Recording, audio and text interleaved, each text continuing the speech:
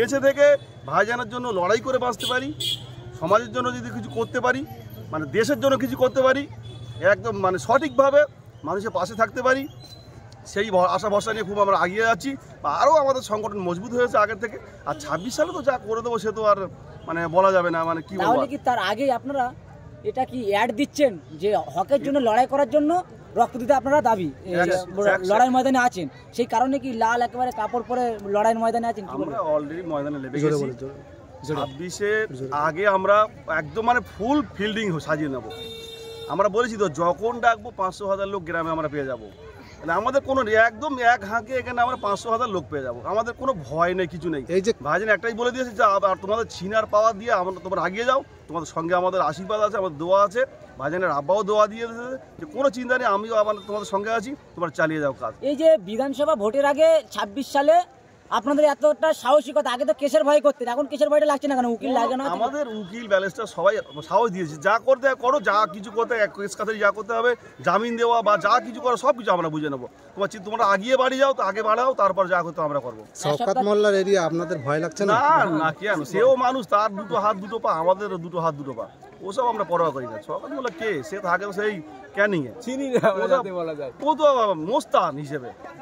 একসময় তো মুখ্যমন্ত্রীর গাড়িতে বোম মেরেছিল, তারপরে সে অনেক রকম ঝামেলা করেছিল, কিন্তু তারপরে ও তো আপনারা নাকি এই ক্যানিং এ আইএসএফের ঝান্ডা মারার পর, এখান থেকে শওকত মোল্লার বাড়ি বেশি দূর নয়, তারপরে আইএসএফের ঝান্ডা মারার পরে নাকি তিনি এলাকা ছাড়া বা এলাকায় ঢুকছে না, কি বলবেন? এটা কি আইএসএফের থেকে ভয় পাচ্ছে বিধানসভা ভোটের আগে 26 সালে? ভয় পায়, যখন নিশ্চয়ই ভয় পায়। তো খুব ঘন ঘন মিটিং করে। এই যে বিধানসভা আসছে, আমার মনে হয় কিছু না হলে 50টা মিটিং এই জালদি গ্রামে করবে।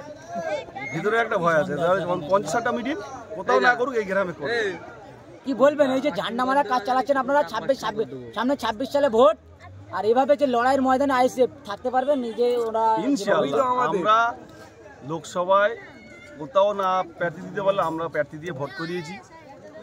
আশা করি বিধানসভায় টোটাল বিধানসভা যাতে প্রার্থী দিতে পারে সেই ব্যবস্থাও আমরা করব। সেভাবে লড়াইয়ের ময়দানে সেভাবে টিম সাজাবো, প্রতিটা বুথে সেভাবে সাজাবো যাতে এগিয়ে যেতে পারি, বিধানসভায় জিততে পারি, আমাদের প্রার্থীকে যাতে জিতিয়ে আনতে পারি, সেই চেষ্টাই আমরা চালাবো।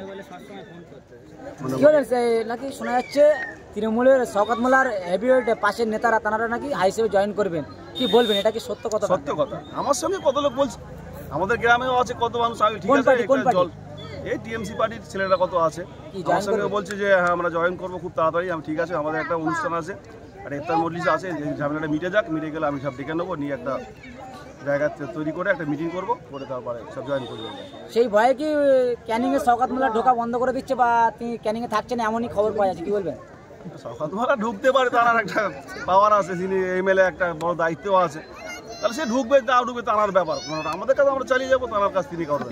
আপনার তো চাস্তো ভাই শওকত মোল্লা, কি বলবেন গ্রাম হিসাবে? শওকত মোল্লা আমাদের বিধানসভার উনি এমএলএ, দাদা হিসেবে তো আপনার তো ছোট ভাই হয়তো। হ্যাঁ, আমরা একসঙ্গে আগে সিপিএম পার্টিটা করেছি, তখন আমরা ছোট ছিলাম। সিপিএম পার্টি তো আমরা ভাইয়ের সঙ্গে ছিলাম, শওকত ভাইয়ের সঙ্গে বা রেজাক মন্ত্রীর সঙ্গে আমরা তখন ছিলাম।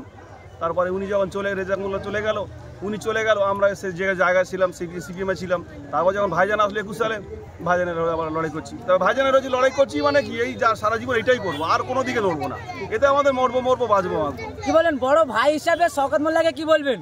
শওকত মোল্লাকে কি সতর্ক করে দেবেন বা তাকে কি সাবধান করে দিচ্ছেন এই আজকে মিডিয়ার সামনে দাঁড়িয়ে? কেন শওকত মোল্লা বিশাল নাকি ভুল করছে বা বুলডোজার দিয়ে ঘর বাড়ি ভাঙচুর করেছিল? যাই করুক, সঠিকভাবে গণতান্ত্রিকভাবে ভোটটা করাবে উনি। আশা করি ভাই মিলেমিশে ভোটের ময়দানে থাকবো, হাসি খুশিভাবে ভোট করব। মানুষ আমরা চাই দুটো এমএলএ এক জায়গায় বসে চা খাক, মিষ্টি খাক, যা হালুয়া রুটি যাই খাক। সাধারণ মানুষ তাদের ন্যায্য অধিকার বুঝে নেক, সাধারণ মানুষ ভোট দেখ, যে যার ইচ্ছা তাদের ভোট দেবে।